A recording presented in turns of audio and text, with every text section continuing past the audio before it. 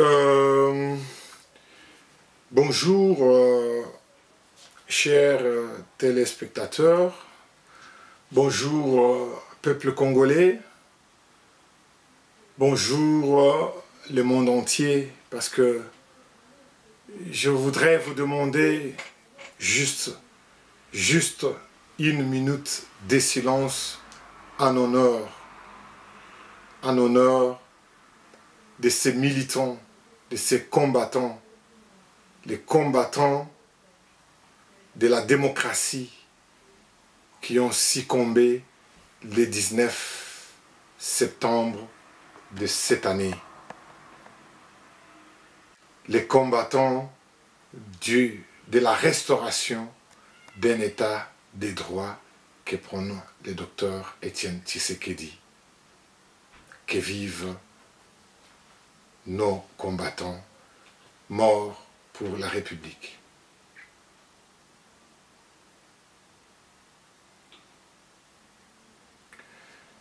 Eh bien, peuple congolais, nakokende nanzela mokuse, komeka korépondre, komeka kosunga mboka na biso na oyo ezoli kosalema na mboka wana. Tozali ko-assister na makambo moko ezali très compliqué que le monde qui est même plus vieux ne peut pas comprendre. Et même voir des plus vieilles démocraties n'arrivent même pas à comprendre ce qui se passe au Congo. Bandeko Nangai, j'ai un message à adresser. Ce message, je l'adresse directement à M. Kabila et son gouvernement. Son gouvernement qui prend en otage le peuple congolais.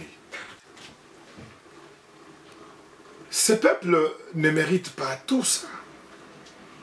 Ce peuple a déjà beaucoup souffert. Mais cette fois-ci, M. Kabila, M. Mende, porte-parole de ce gouvernement des occupants,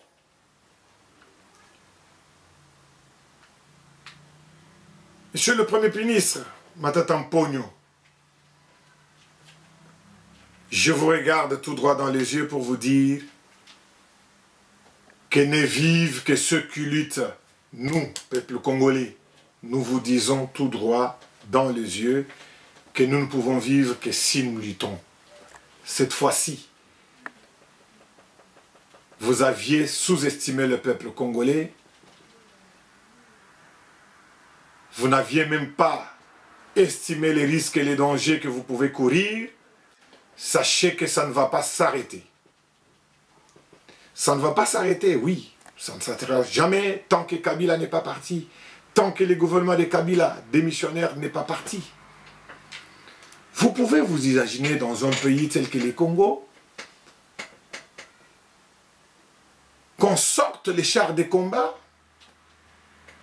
en pleine ville, qu'on utilise des obus pour réprimer les manifestants, les gens qui n'ont rien demandé d'autre que leurs droits,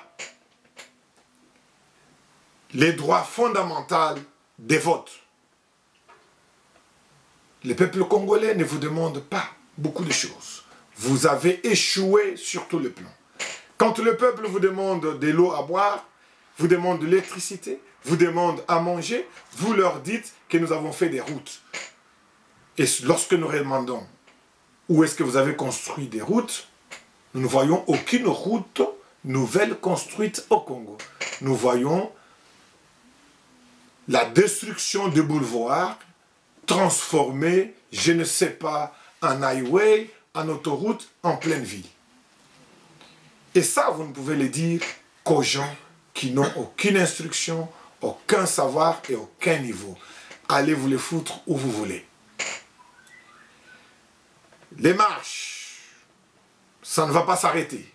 Nous sommes un peuple pacifique. Nous sommes un peuple qui connaît ses droits. Je demande à tous les restes des combattants congolais de rester avertis, de rester sur le qui-vive. Comme le président l'a dit. Vous ne baissez pas les bras. On ne peut pas libérer un peuple. C'est le peuple lui-même qui se libère. Je tiens à vous remercier, combattants de la liberté, combattants de la démocratie, combattants de la nouvelle République restaurée, combattants d'un état de droit. Je vous remercie de ce courage d'homme que vous avez réalisé le 19 et le 20.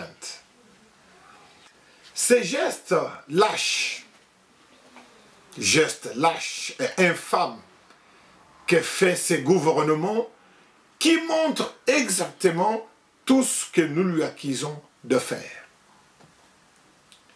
Venir lancer des obis sur des permanences de partis politiques, tuer les gens à l'intérieur, supposer le peuple que vous dirigez, parce qu'il y a eu des générations de la marche.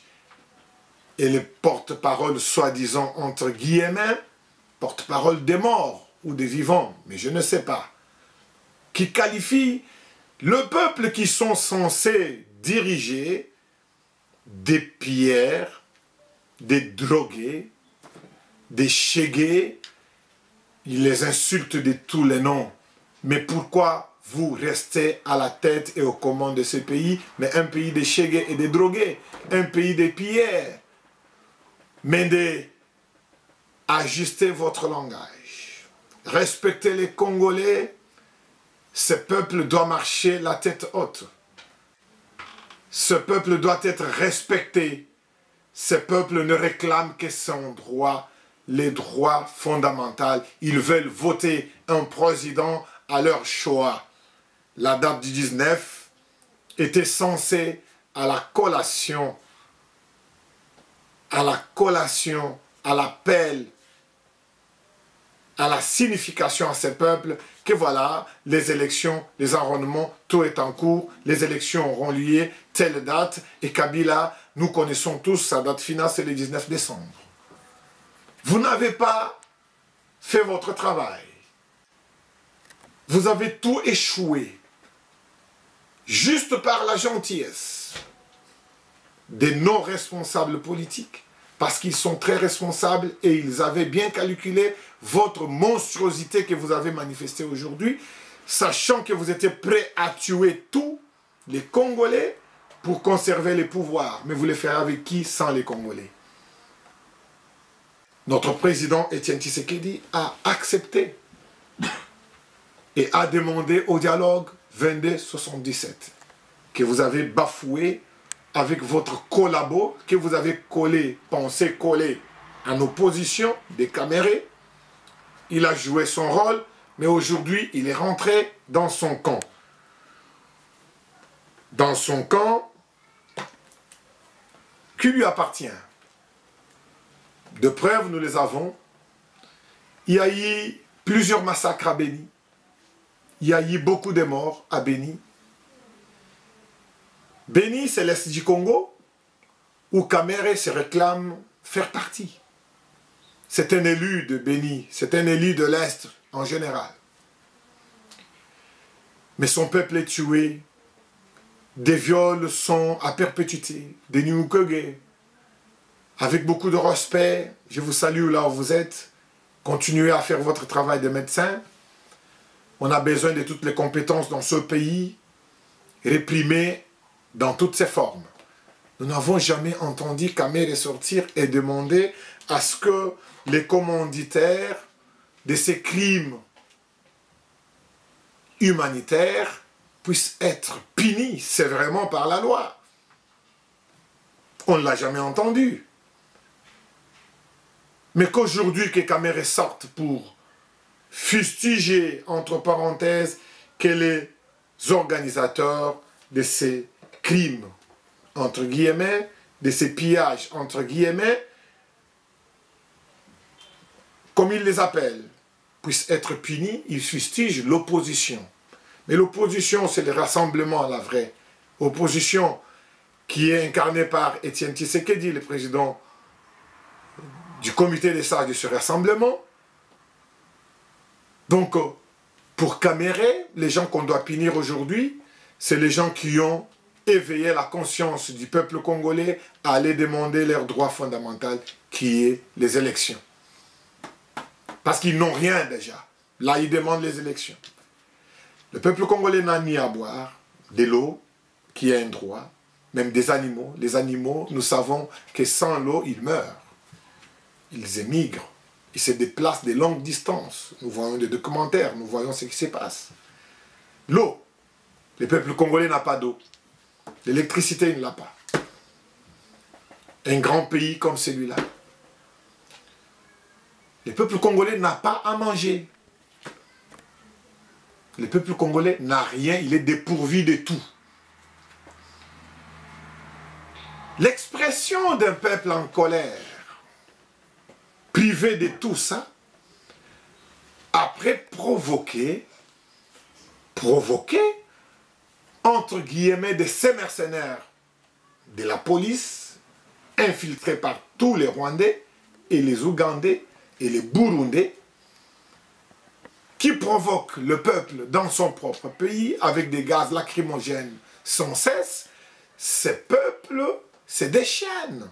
Ce peuple est en colère. Ce peuple exprime sa peine, ses souffrances. Ce peuple dénonce de l'injustice qu'il traverse. Et ça, pour toi, Mende, pour toi, Caméré, vous appelez ça des violences, vous appelez ça les drogués. Mais vous prétendez diriger ce peuple drogué. C'est Chégué que vous appelez, c'est Koulouna que vous appelez. Oui, ils sont Chégué, ils sont Koulouna, ils sont drogués, mais c'est notre peuple. Nous les voulons et nous l'aimons comme cela. Du moment que ce peuple commence à comprendre qu'il faut aller chercher ses droits, il faut aller dans la rue pour redemander son droit, ses droits, alors ce peuple, il est plus loin d'être traité comme Chégué, comme un vaurien. C'est vous, des vauriens, qui n'avez rien entendu. Vous n'avez pas compris que le temps a révolu. Caméré, Mende, Kabila, votre bande, le temps est dépassé. Il n'y a plus moyen que vous ayez pas même un seul jour au-delà du délai constitutionnel. Nous allons vous bloquer sur tous les points. Et d'ailleurs, aujourd'hui, je viens demander la démission de tous les membres de la CENI, soi-disant indépendante, qui est une machine de manigance politique, un instrument principal aujourd'hui dans les mains de Kabila. La CENI doit démissionner. Pourquoi la CENI? Je m'explique. La CENI doit démissionner parce qu'ils n'ont pas répondu à la mission qui leur avait été léguée par le peuple congolais. La mission de la CENI, c'est pour organiser les élections. La CENI est incapable d'organiser les élections. Mais nous ne pouvons pas tarder et perdre le temps sur ces discours, des explications, parce qu'on en a fait